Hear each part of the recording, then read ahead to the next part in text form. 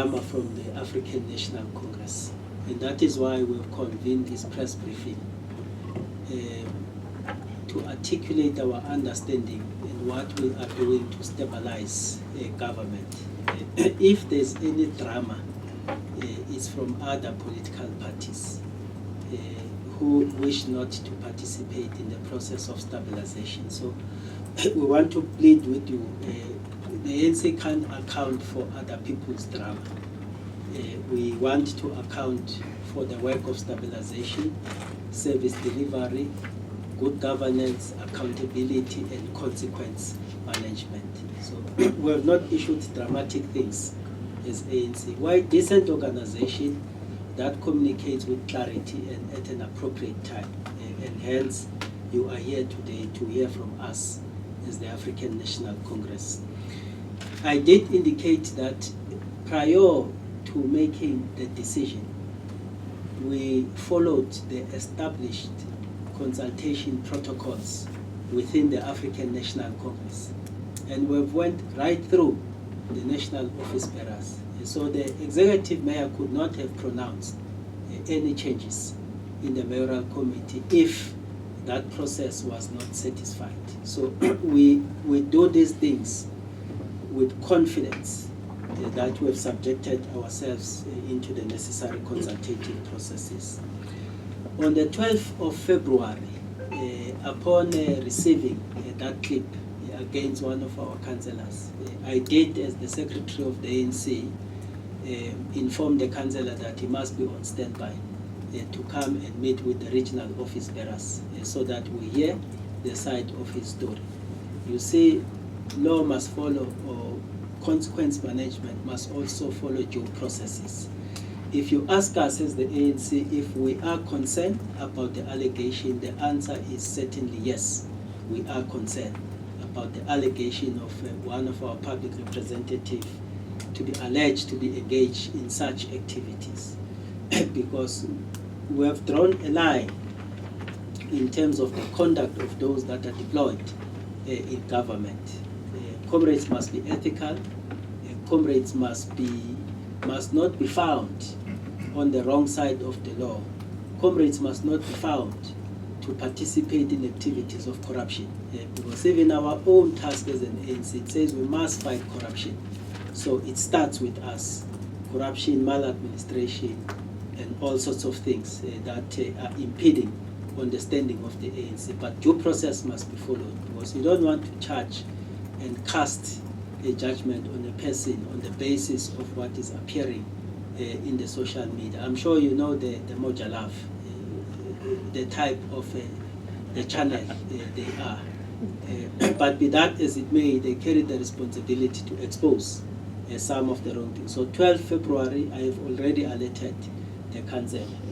When the office bearer meets, probably on Monday, the councillor will be called upon to account on these allegations. And of course, appropriate measures will be taken where we do believe that these are substantive and they warrant corrective actions. I think the EM will deal with the issue of the impact of the Financial Misconduct Board in relation, Chair, to the MPEG.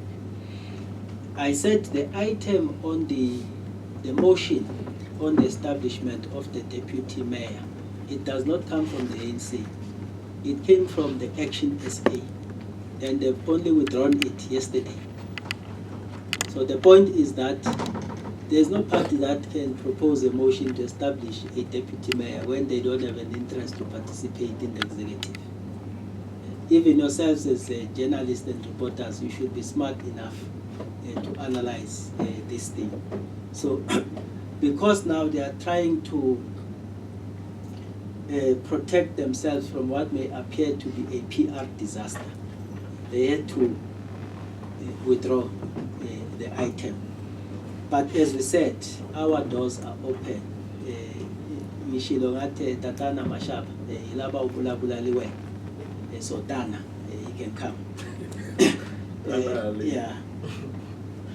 What happens in Ekurhuleni spills over into other regions.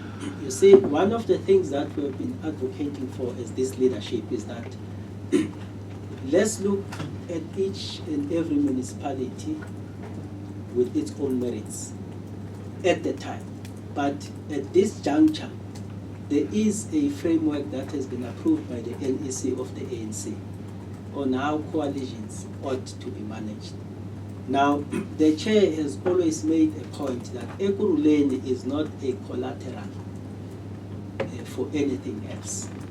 You see, the EFF, for instance, is working with MKP in KZN to remove the cabinet there, which involves the African National Congress. You understand that? Now,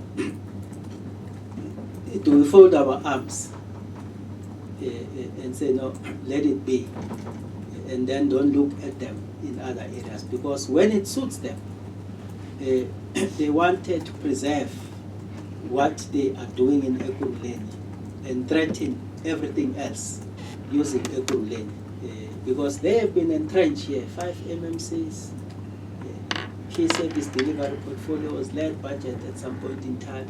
Shenanigans happening with security tenders, shenanigans happening with our meter reading and ICT. Today we have a delay with the Auditor General's report, purely because of ICT issues and water issues. The genesis of our problems, and they were the center of leading the portfolios. So, deal with Ekurhuleni alone, Joburg as well. There is leadership there capable enough of managing the challenges that are there in Joburg. And by the way, that motion of no confidence does not come from EFF. It comes from, I think, PAC and Al-Jama. Yes, it has nothing to do with EFF. But the point is that the ANC can be put into a corner and be threatened that if you do this in Ekurhuleni, we are going to do this somewhere else. The EFF is participating across all our municipalities. The MMC in Tshwane, MMC in City of Joburg, and other municipalities. And that must be understood as such. Hence, even in our case, we are saying that we are going to look at EFF on how they are represented, even in the legislature, from chair of chairs right up until the last chairperson. We are dealing with Ekurhuleni. We are not interfering with other municipalities. So we are not a collateral as Ekurhuleni for everything else. What are we bringing? You see, this renewal program of the ANC, it came as a result of us appreciating that there is an electoral decline, there is an existential risk that is facing the ANC. And the root cause of it is the dissatisfaction, probably to some extent, by those that we are servicing, to say the ANC le ayisasebenzi ngendlela esiyazi ngayo. Therefore, we can't rally behind the ANC. And the ANC is a listening organization, and it must then go through this process of renewing and cleansing itself, so that we are an ANC with a membership and a leadership that lives up to the values and the principles that the people know the ANC for. They want the right conduct of members. They want members who are selfless. They want members who understand mutual respect. And they want members who are people-centered, who are not prioritizing themselves at the expense of everything else. And they want members who accelerate service delivery and an ANC that continues to drive transformation. We must always take a pause in the midst of all this dissatisfaction and say, in this journey of a democratic dispensation, has the country changed to a better? Has transformation touched as many people as possible? And we argue that apartheid was never and will never be better than a democratic dispensation. That is a fact. Because you look at the spatial arrangement where our people were sitting or put during apartheid, and look at where our people are now. Suburban areas, you find black people, which was not the case before. private schools preserved for white people, you find black people, which was not the case before. Black people are now occupying other professions that were preserved for white people, as opposed to nurse, social worker, police at the time, and probably lawyer, Mandela and Tambo. With architects, with chartered accountants, with specialized doctors. So life is better in South Africa. Many people have access to electricity. Some of us, we grew up ugesi singamas emakhaya sibukela iTV kumakhelwane ngebhetri siyigroup. Today we all have access to electricity. Today we have access to clean water. Today we have access to flushing ablution. So if the ANC can articulate those numbers, you will realize that indeed a lot has been done. And we always say that we are a victim of our own successes as the ANC, because there is more pressure for the African National Congress to deliver. So the comparison of apartheid and now, I don't think is fair enough. The ANC has moved. So ethical, selfless public representatives is what we are talking about in this renewal journey. We are restoring, for instance, public entities. The president was very clear that let's uncover all the rot that happened during the point where the ANC was in charge. So we're not a party that is scared to confront the things that are happening and begin to correct them. You see stability in ESCOM, you see an SAA that is now slowly working. You see Transnet that is also functional. And all these are the corrective measures as a result of the African National Congress. And the last point is that even yourselves, you must be conscious enough to analyze what is happening in the country.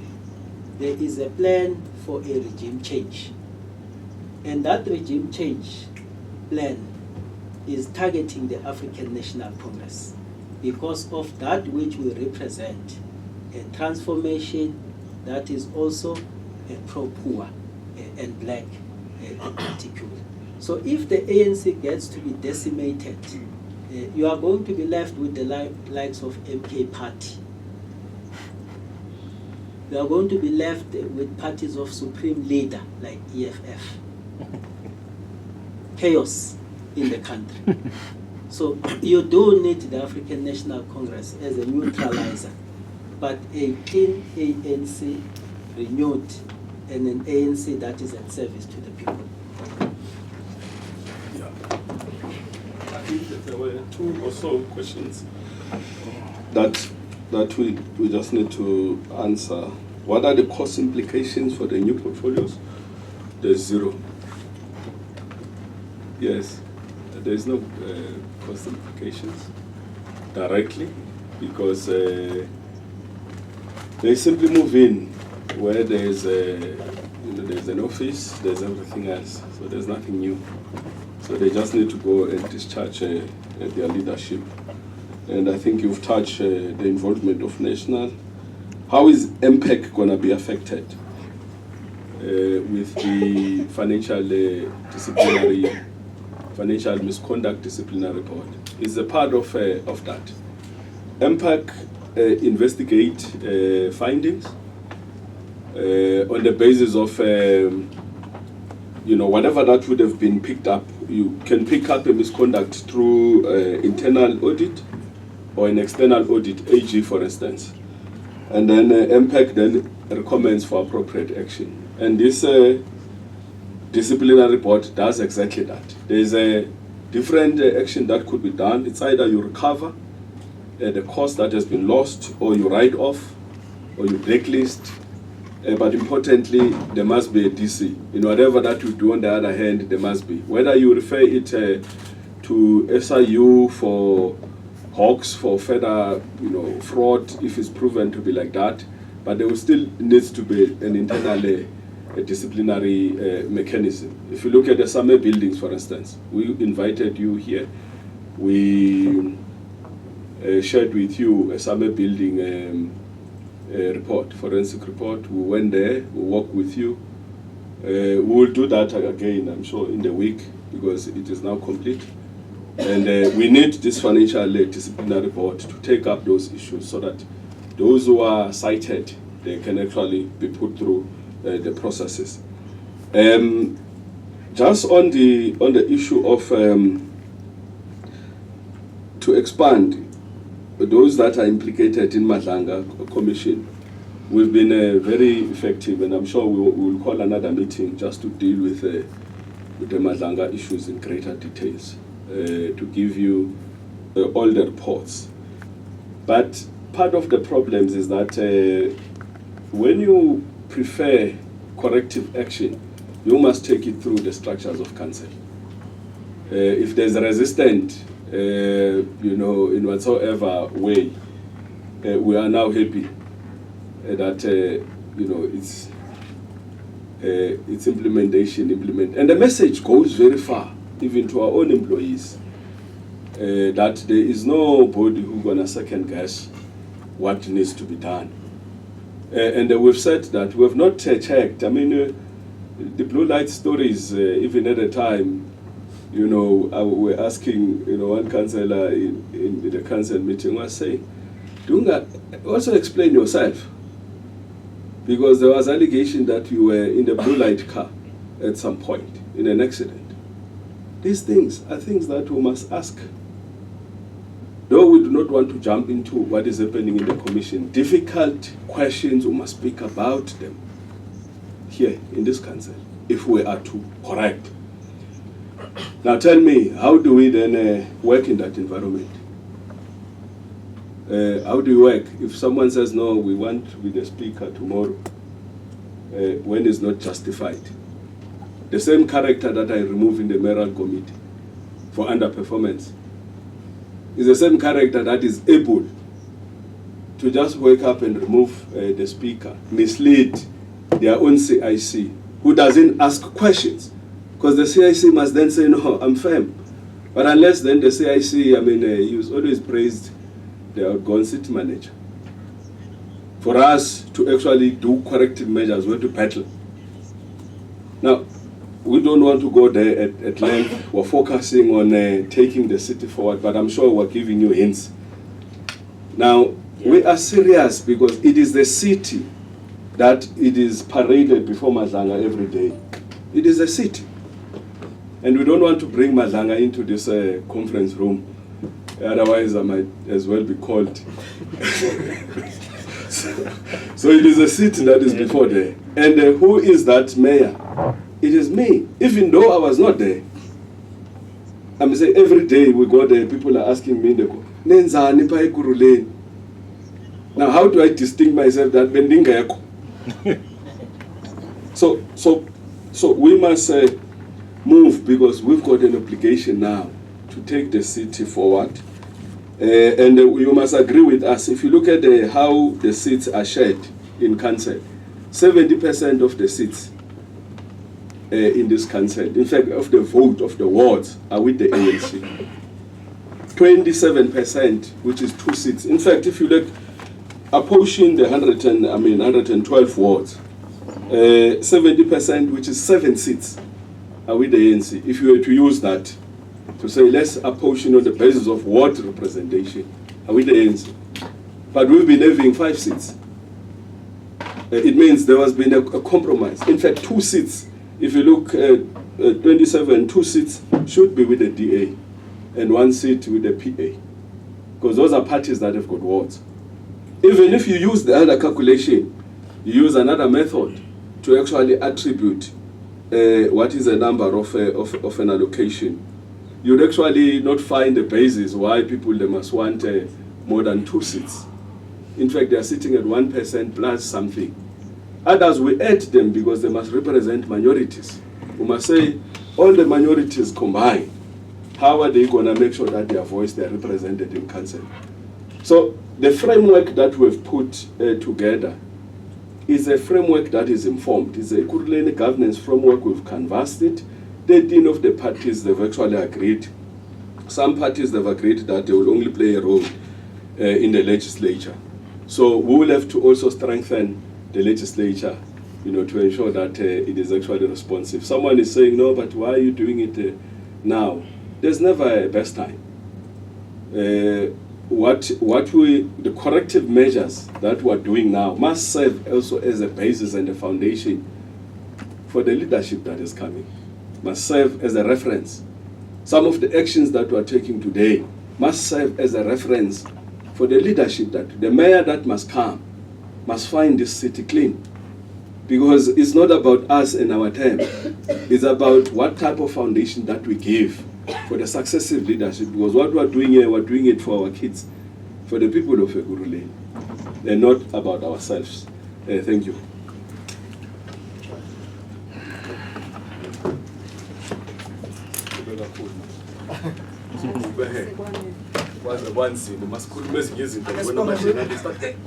I guess for the leadership, I think we are done, satisfied. Perhaps we can arrange interviews after this, one-on-ones and so on. But yeah, the leadership is going to be committed now to other meetings, but we can arrange interviews and other appointments as well for engagement. Thank you so much, colleagues.